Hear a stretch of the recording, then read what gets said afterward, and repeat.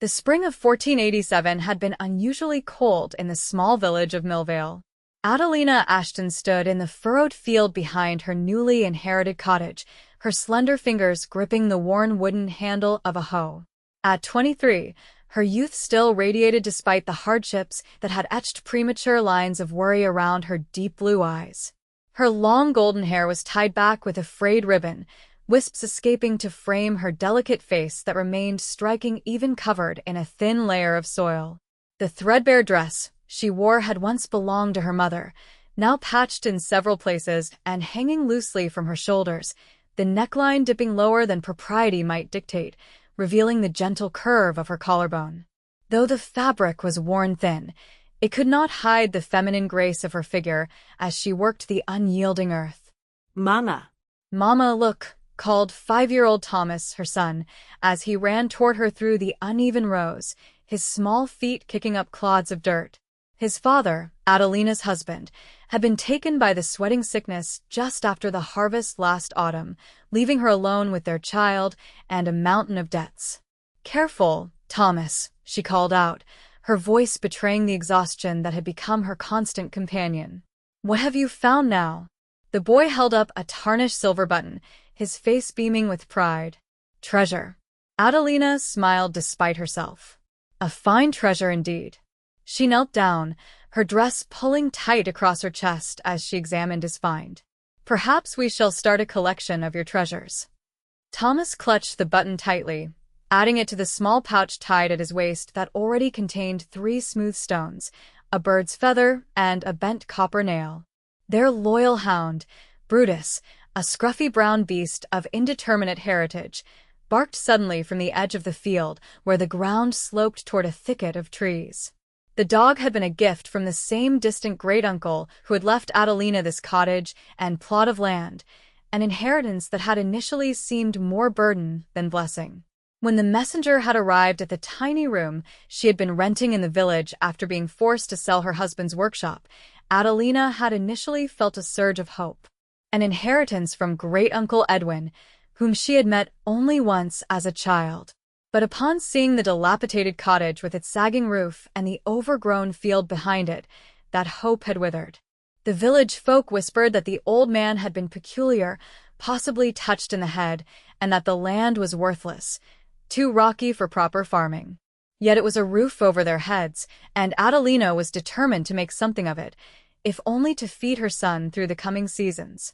"Brutus has found something again," she said, straightening up with a wince as her back protested the movement.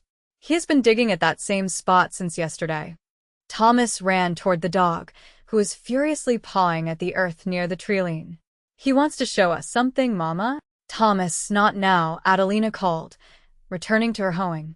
"We must prepare this soil before the next rainfall if we hope to have any crops this year." But the boy was already kneeling beside the dog, his small hands joining in the digging effort. Adelina sighed and continued her work, each strike of the hoe revealing more stones than fertile soil. How was she to feed them from such barren ground?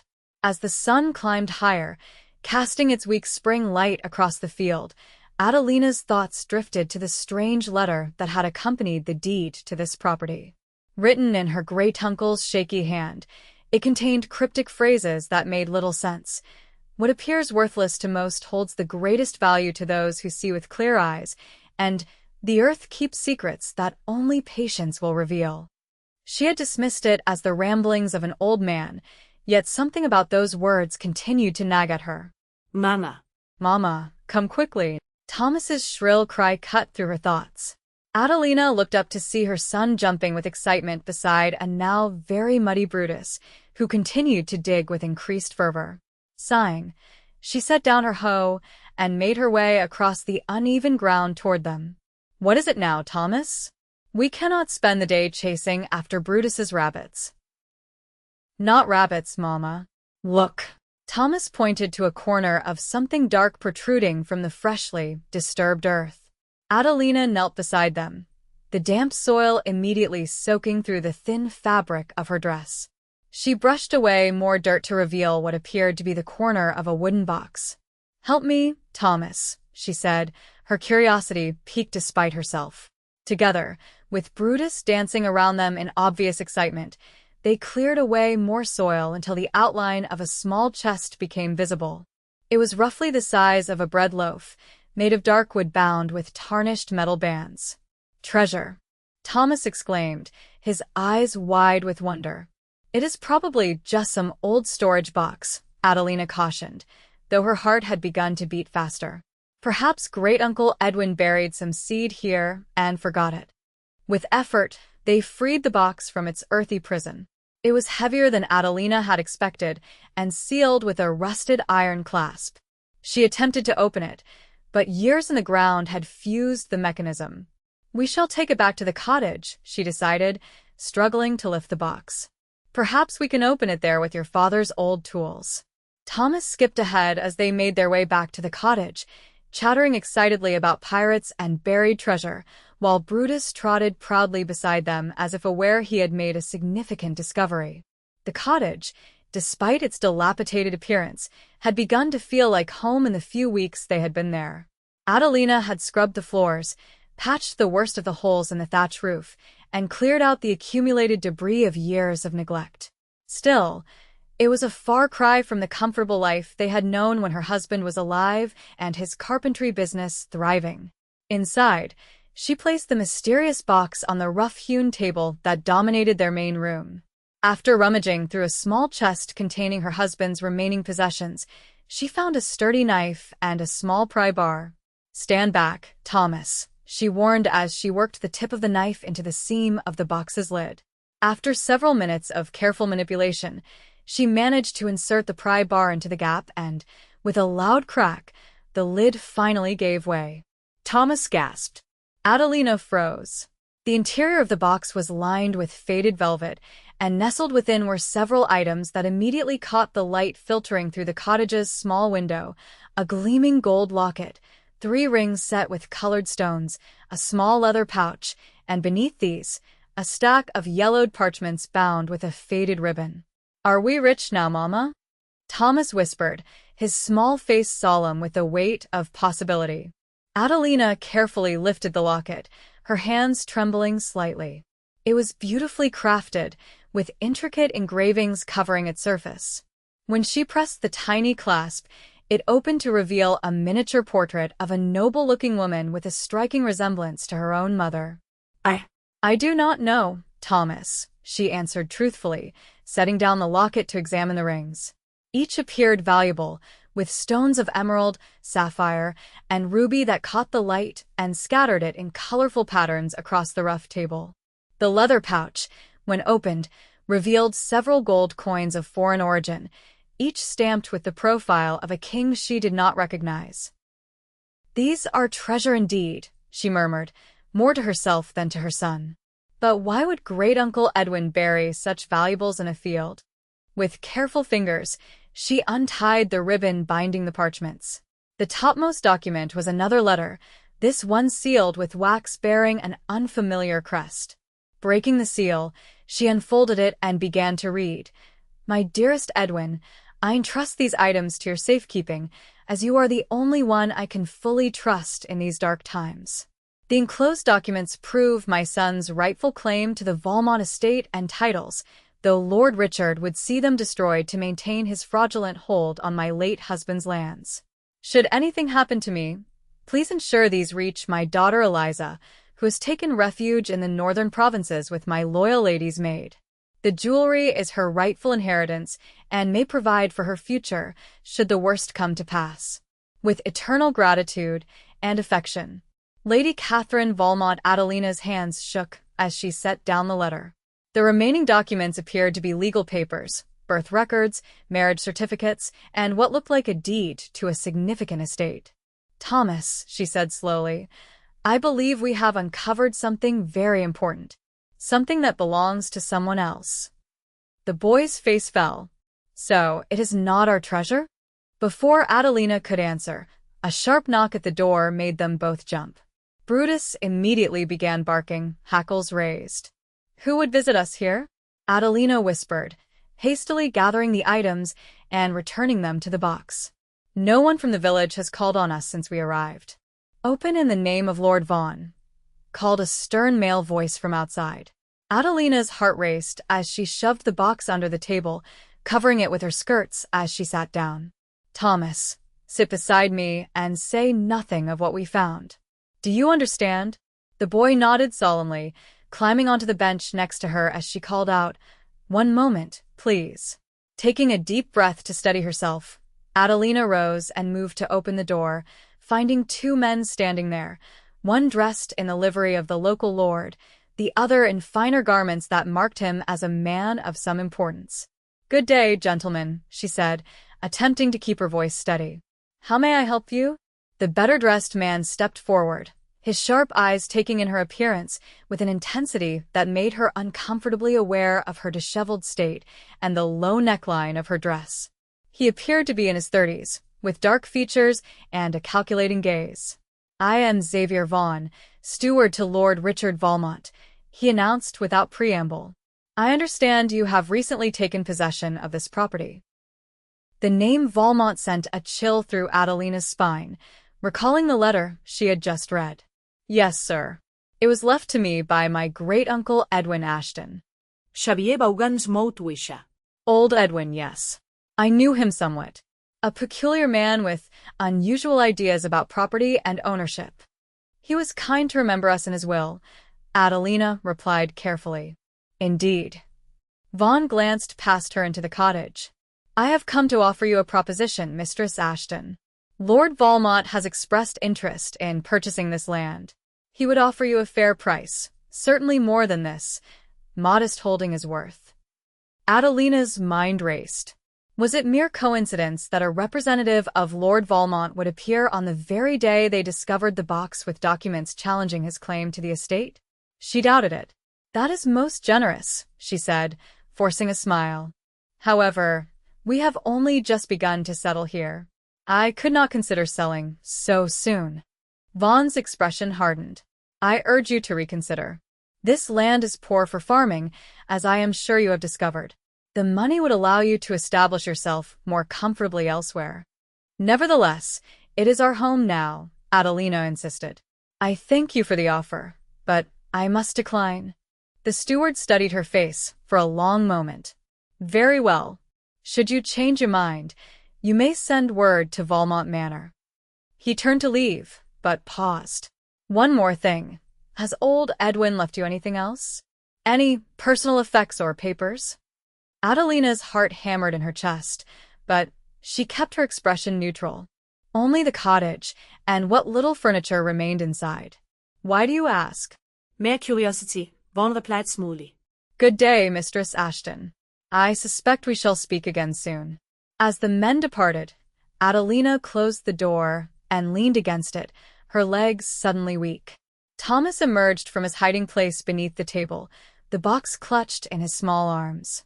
"Mama, that man had scary eyes," he whispered. "Yes, he did," she agreed, taking the box from him and placing it on the table once more. "And I fear we have stumbled into something dangerous." That night, after Thomas had fallen asleep on their shared straw mattress, Adelina carefully examined the remaining documents by candlelight. The story they told was both fascinating and troubling. It seemed that the current Lord Richard Valmont had usurped the title and lands from his younger brother, the rightful heir, through treachery and forgery. The younger brother had married Lady Catherine against his family's wishes, and they had a daughter named Eliza, who, according to the birth records, would now be about Adelina's age. The documents included a proper will naming the daughter as heir to the considerable Valmont fortune, authenticated by the royal seal. There was also a confession, written and signed by a court clerk, admitting to having falsified documents at Lord Richard's behest that had allowed him to claim the estate after his brother's mysterious death. "Great-uncle Edwin," Adelina whispered to the silent cottage, "what burden have you placed upon me?" She understood now why the land had been left to her specifically. As a distant relative, she provided a safe hiding place for these dangerous documents until they could be delivered to their rightful owner, this Eliza Valmont, if she still lived. But how was Adelina to find her? And how could she protect herself and Thomas from Lord Richard and his steward, who clearly suspected something was hidden on the property? Sleep eluded her that night, and she rose before dawn, her mind made up. They would need to leave, to find this Eliza and deliver her inheritance. But first, they would need supplies for the journey, which meant selling one of the valuable items from the box. As the first light of dawn filtered through the shutters, Adelina carefully wrapped the ruby ring in a scrap of cloth and tucked it into the hidden pocket of her dress. She would take it to the market town 12 miles distant, where she would not be known, and trade it for coin. "Thomas, wake up," she whispered, gently rousing her son. "We must prepare for a journey." The boy rubbed his eyes sleepily. "Are we going on an adventure, Mama?" "Yes," she replied, forcing a smile. "But first, I must go to market today, and you shall stay with Widow Jensen in the village." The elderly woman had been kind to them since their arrival, offering eggs from her hens and herbal remedies for Thomas's winter cough. After settling Thomas with the widow and giving vague explanations about needing supplies from the larger market town, Adelina set out on foot, Brutus trotting loyally at her side. The journey was long and tiring, but by midday, she reached the bustling market town of Northbridge. Her heart pounding, she made her way to a goldsmith shop on the edge of the town square. The proprietor, a balding man with spectacles perched on his nose, examined the ruby ring with obvious surprise. "This is a piece of exceptional quality, mistress," he said, peering at her over his spectacles with undisguised curiosity. "May I ask how you came by it?" Adelina had prepared her story carefully. "It belonged to my late mother-in-law. My husband left it to me to sell if times became difficult after his passing." The goldsmith nodded, though his expression remained skeptical. "It is worth far more than I can offer you in coin," he admitted. "But I can give you enough to live comfortably for many months, if you are careful." They settled on a price that exceeded Adelina's wildest expectations. With a heavy purse now hidden beneath her dress, she purchased supplies for their journey: sturdy shoes for Thomas, a warm cloak for herself, dried meat and bread, and a small knife she could conceal in her boot. As she was leaving the market, a notice nailed to a post near the town center caught her eye. It announced a substantial reward for information leading to the discovery of one Eliza Valmont, missing heir to the Valmont estate, with an artist's rendering of a young woman with features not unlike Adelina's own. Her heart racing, Adelina committed the details to memory. The notice directed those with information to contact a solicitor named Arthur Pembroke in the city of West Haven, some 40 miles to the north. She now had a destination. Returning to Millvale as dusk fell, Adelina collected Thomas from the widow's cottage, offering the kind woman a silver coin for her trouble that was received with astonished gratitude. "We leave tomorrow before dawn," Adelina told Thomas as they walked home through the gathering darkness. "Tell no one of our plans." "Because of the scary man?" Thomas asked, his small hand clutching hers tightly. "Yes, my clever boy. Because of him." They spent the night preparing, packing only what they could easily carry. Adelina carefully wrapped the box and its precious contents in oilcloth and secured it in a small sack she could wear across her body. The rest of their new coins she divided into several hidden pockets sewn into their clothing. As the first hint of dawn lightened the eastern sky, they slipped out of the cottage, Brutus leading the way. They had barely reached the edge of the property when the sound of approaching horses made Adelina freeze. "Quickly," she whispered, pulling Thomas into the shadows of the trees that bordered the northern edge of the field. Brutus followed silently, as if understanding the need for stealth. From their hiding place, they watched as Xavier Vaughn and 4 armed men dismounted before the cottage.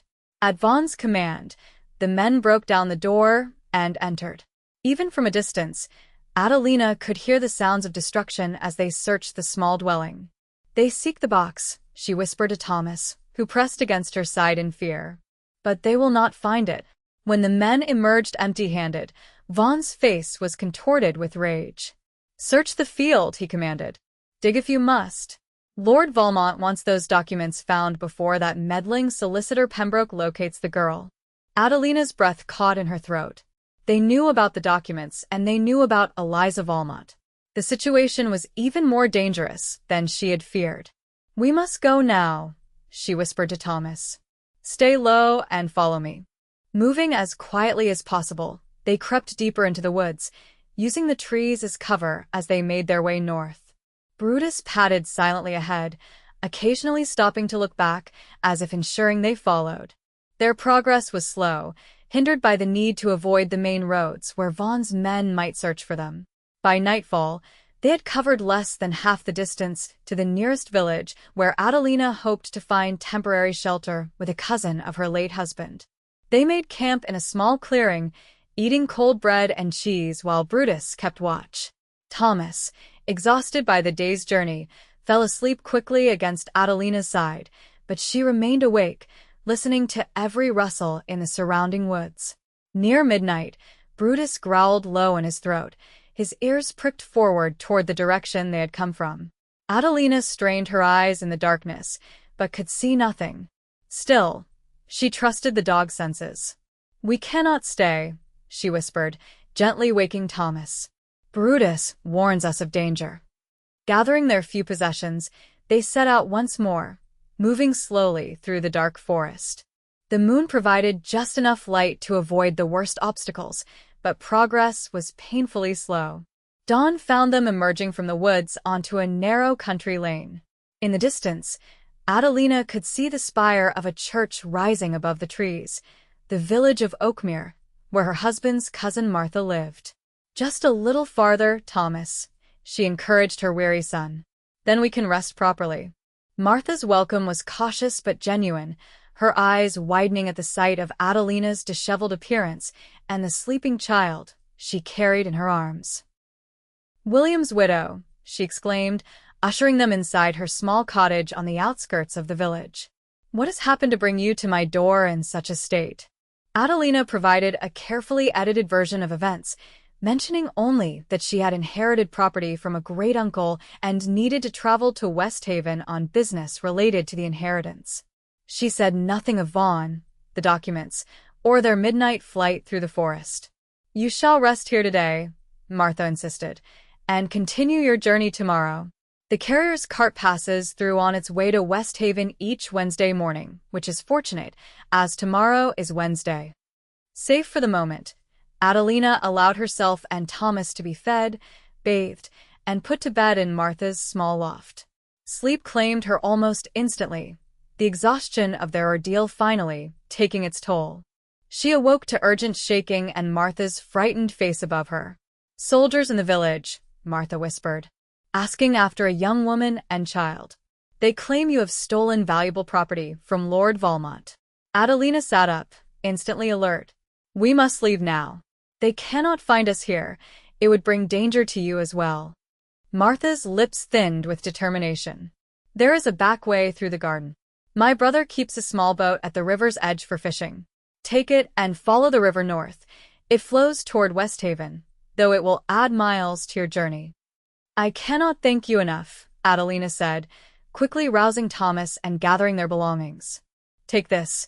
Martha pressed a small cloth-wrapped bundle into Adelina's hands. "Food for the journey. Now go, quickly." They slipped out through Martha's vegetable garden, Brutus following silently. The small wooden boat was where Martha had said it would be, half hidden among the reeds at the river's edge. "Climb in carefully, Thomas," Adelina instructed, helping her son into the unsteady craft. Brutus jumped in without prompting, settling himself at the bow like a furry figurehead. Using the pole that lay inside the boat, Adelina pushed them away from the bank and into the gentle current of the river. As they drifted around a bend, the village disappeared from view, and with it, the immediate threat of capture. For 3 days they traveled this way, poling by day and camping on the riverbank by night. Their progress was slower than Adelina had hoped, hampered by the river's meandering course and occasional shallow stretches where they had to drag the boat through the mud. On the 4th day, the river widened significantly, and in the distance, Adelina could see the walls and towers of a substantial city, West Haven. "We are nearly there, Thomas," she said, relief evident in her voice. "Now, we must find Solicitor Pembroke." Leaving the boat hidden among reeds at the city's edge, they made their way through the crowded streets. West Haven was larger than any settlement Adelina had ever seen, its narrow streets teeming with people of all stations, from beggars to merchants to noblemen on horseback. After asking directions from a kindly baker's wife, they found themselves standing before a narrow building with a polished brass plaque announcing Pembroke and Sons, solicitors at law. Taking a deep breath, Adelina straightened her travel-worn dress as best she could, ran a hand through Thomas's unruly hair, and entered. A clerk looked up from a desk piled high with documents, his eyebrows rising at the sight of the dusty woman, child, and dog standing in the doorway. "May I help you?" he asked, his tone suggesting he doubted he could. "I must speak with Solicitor Pembroke," Adelina stated firmly. "Regarding the matter of Eliza Valmont." The clerk's demeanor changed instantly. "One moment, please." He disappeared through a door behind his desk, returning moments later. "Master Pembroke will see you now." They were ushered into a well-appointed office where an elderly gentleman with kind eyes and a shock of white hair rose from behind an imposing desk. "I am Arthur Pembroke," he said. "I understand you have information regarding the Valmont heir?" Adelina nodded, then carefully removed the oilcloth-wrapped box from her sack. "I believe I have something that belongs to her," she said, placing it on the desk. As Pembroke examined the documents with growing excitement, Adelina explained how they had come into her possession. The solicitor listened intently, occasionally asking clarifying questions. "This is extraordinary," he said when she had finished. "These documents are precisely what we have been seeking for years. They prove beyond doubt that Lord Richard's claim to the estate is fraudulent." "Then you know where Eliza Valmont is?" Adelina asked. Pembroke's expression became somber. "I fear Lady Catherine's daughter died of fever 3 winters past, while living under an assumed name to avoid her uncle's agents." Adelina's heart sank. "Then we have come all this way for nothing?" "Not at all," Pembroke said quickly. "The Valmont inheritance now passes to Catherine's closest living relative." He studied Adelina's face intently. "You mentioned your mother's resemblance to the portrait in the locket. May I ask your mother's maiden name?" "Everett," Adelina replied. "Mary Everett." Pembroke's eyes widened. Mary Everett was Lady Catherine's cousin. They were raised together until Mary married beneath her station and was disowned by the family. He leaned forward. "Mistress Ashton, I believe you may be the rightful heir to the Valmont estate." Adelina stared at him in disbelief. "That cannot be possible." "The resemblance is remarkable," Pembroke insisted. "And it would explain why your great-uncle Edwin, who was Lady Catherine's trusted friend, left you the property where these documents were hidden. He must have known of the connection." Before Adelina could respond, the office door burst open, and Xavier Vaughan strode in, flanked by 2 armed men. "Solicitor Pembroke," he said coldly, "I see you have been harboring thieves." Pembroke rose to his feet, remarkably composed. "Lord Valmont's steward. What a surprise. These people are my clients and under my protection. You have no authority here." Vaughan sneered. "I have the authority granted by Lord Valmont to recover stolen property." His gaze fixed on the box and documents spread across Pembroke's desk. "Ah, I see you have found what we seek." "These documents were never Lord Richard's property," Pembroke replied, "and they prove conclusively that he has no rightful claim to the Valmont estate or title." "Interesting theories," Vaughan said dismissively. "But Lord Richard's position is secure. The king himself confirmed his title years ago." "Based on fraudulent evidence," Pembroke countered, holding up the confession from the court clerk. "Evidence that will be presented to His Majesty forthwith." Vaughan's confident expression faltered. "You would not get within a mile of the royal court before meeting with an unfortunate accident." "Perhaps not," Pembroke agreed. "But the copies I dispatched to 3 separate royal advisors this morning might fare better." This was clearly a bluff, as Adelina had only just arrived with the documents, but Vaughan had no way of knowing that. The steward's face darkened with rage. "Seize them," he ordered his men. What happened next occurred so quickly that Adelina barely had time to react. Brutus, who had been lying quietly at Thomas's feet, launched himself at the nearest guard with a ferocious growl. Simultaneously, the door behind Vaughan opened, revealing 2 burly men who were apparently Pembroke's own guards.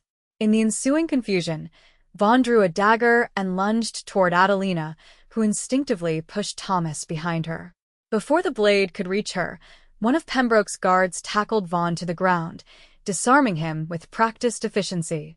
Within moments, Vaughan and his men were subdued and bound.